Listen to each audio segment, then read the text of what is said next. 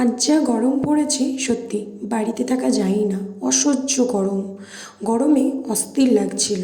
Husband বলল চলো একটু বাইরে থেকে বাইক করে ঘুরে আসি, তোমাকে আর ছেলেকে নিয়ে।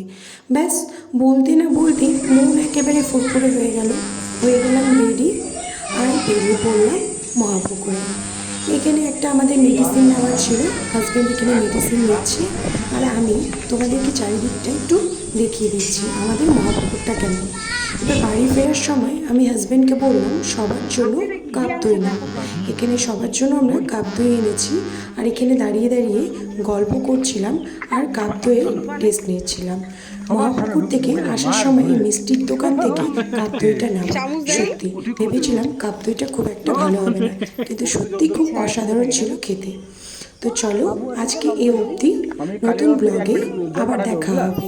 আজকের জন্য টাটা সবাইকে, ভালো থেকো, সুস্থ থেকো সবাই।